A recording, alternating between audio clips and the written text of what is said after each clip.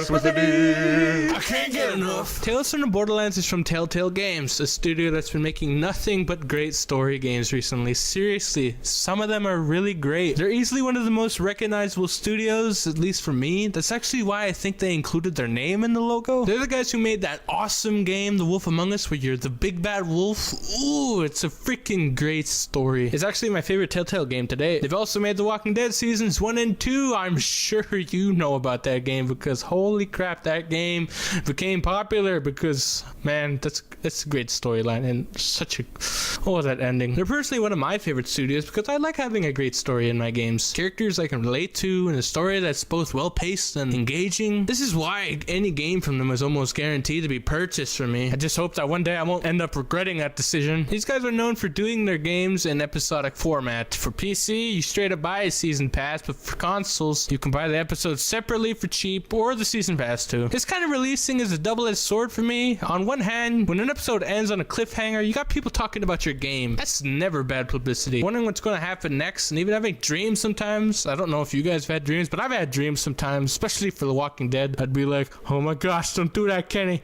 Don't do that, Kenny. What about the others?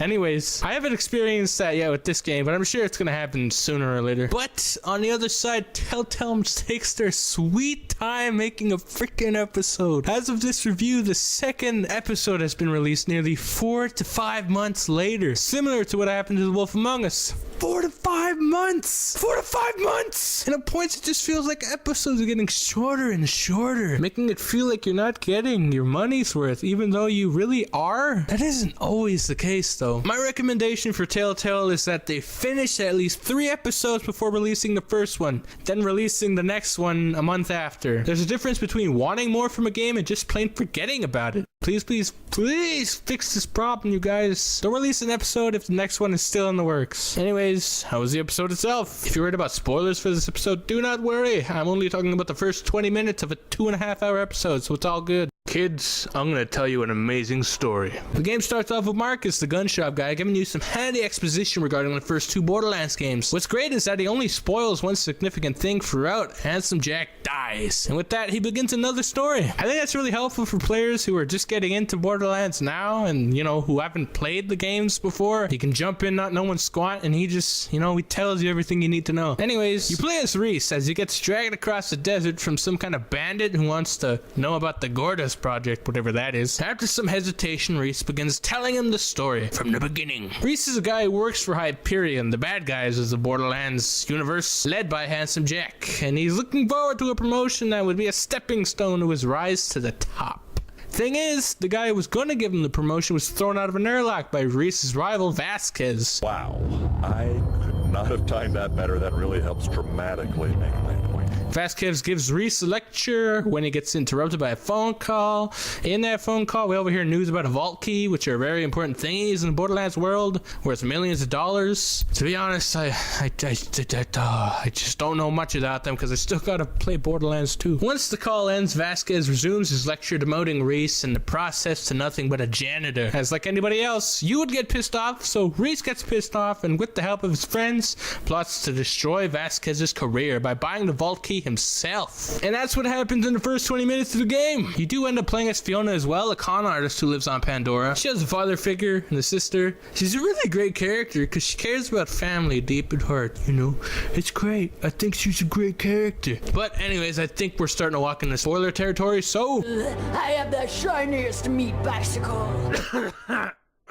I think the way the story is being told, that is being narrated by Reese and Fiona, is a unique approach that really opens itself up for both comedic jokes and big story reveals. I like it. That being said, it also lets you know that your characters can't die, so long as the story's being narrated. You can't die in the story that's being told if you're the one telling it, So some moments you won't be that scared for your characters' lives. They even joke about it if you do die. Seriously, you should try dying in the game, it's great. The differences between the characters then and now are also something to notice, at least for me, their outfits are different. different. He's got a different colored eye. Yeah, that's cool stuff. For the first episode, I think it's a very strong start. The writing is amazing, and the character development has already made me believe that these characters are real. That's why I'm going to start calling them people from now on, hopefully. And the two main protagonists that you play as are polar opposites. You got one guy who's a Hyperion guy living on the top, and you got this woman who's been living on Pandora and all of its craziness. With that, you get this nice little dynamic between the two that drives the story forward. It's got some really unique humor too that's smart and cheeky at times. I don't think that kind of stuff can be replicated in other games because of Telltale's choice system. This is one of the funniest movies/games I've watched in a long time because the game is genuinely funny. I was laughing really hard at some points. Hey,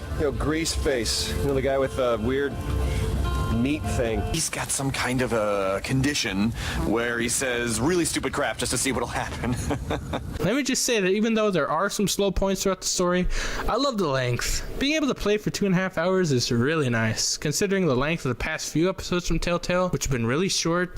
That sucks. I can't wait for the next episode. Sadly, I'm gonna have to. Well, sort of. Earlier I said that the second episode was released, but that's how I felt before. This is gonna blow your mind. The game looks very great, very faithful to the original Borderlands aesthetic, which I think is perfect for Telltale games, by the way, considering The Walking Dead Season 2 and The Wolf Among Us use borders as a key design in their art. Even the sound design is what I'd expect from Borderlands. Gunshots, animal screams, a cycle, just people screaming, everything just sounds like Borderlands. They really nailed it tight, and it all looks crisp and runs very smoothly on PC, unlike the console ports that drop frames every now and then. Seriously, you couldn't have optimized that kind of crap? Your games aren't that graphically demanding. I really think you could optimize it for consoles. I digress. Unless the consoles just suck that much. Some of the set pieces, especially in the last quarterly episode, are very well made, and I think they're actually used in the original games. I can't tell. I forget. I'm sorry. The way they're used just blows my mind. Oh, I actually can't believe I haven't talked about this yet, but the voice acting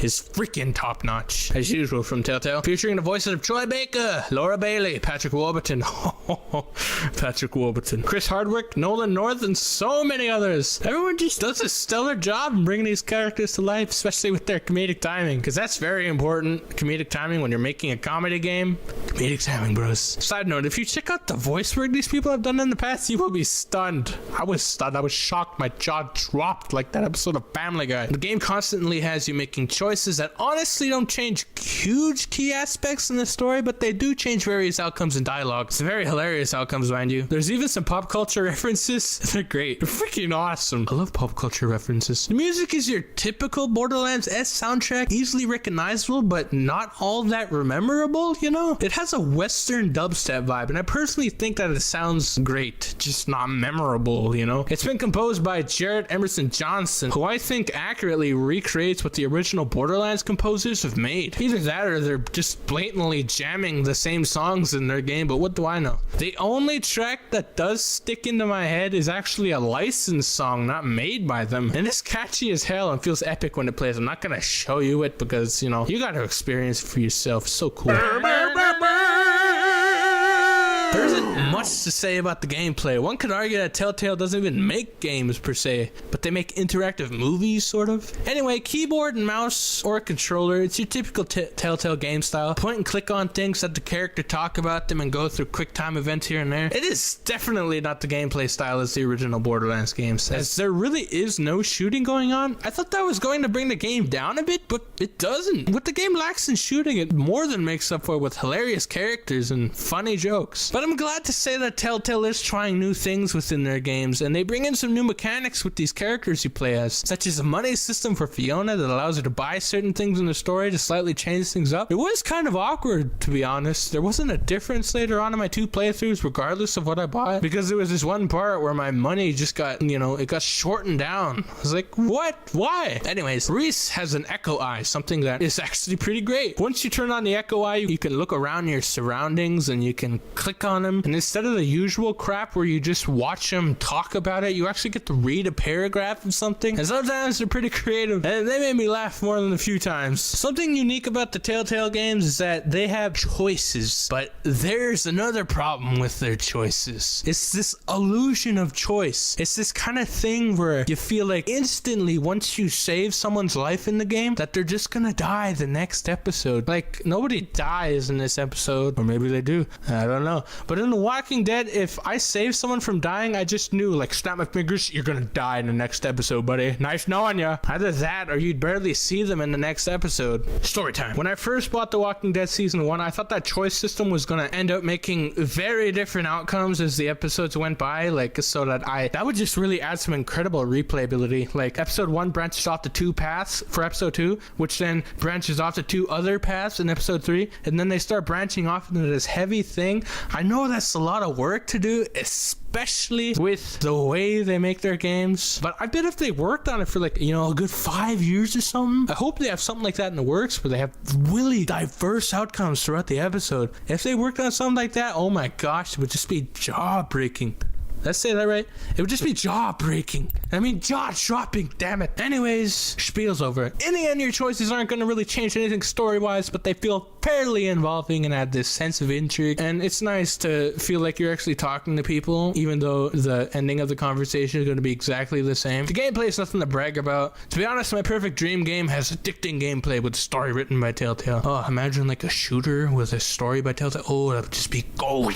Lightning round. It's about to get real funky. What genre is it? Story, adventure, point and click? How vulgar is it? Nudity, swearing, gore? No nudity. The swearing is barely noticeable. I've never heard a F-bomb or S-bomb, at least none that I can remember. The gore is kept to a minimum, but there's this one certain point where you see this guy's half body. It's kind of gross. Where can you get it? It's multi-platform, Xbox Live, PSN, Steam, and I'm pretty sure iOS things. I don't know why. For how much? For PC, it's about $28, and I'm pretty sure on console the episodes are maybe $6 each. Again, this is top of my head. How many players? It's 1 player, but I think it's actually fun to watch other people play just to see what they pick, you know? So you can be all judgmental and stuff. What should Jason Straight do? Go for a nice little walk. Where does its selling point lie? Definitely within its story, as to be expected with games from Telltale. What online functions does it have? It doesn't affect the game too much when you're offline. It only changes whether or not you can see what other people did in the game compared to you, by which I mean choices. Keyboard and mouse or a controller?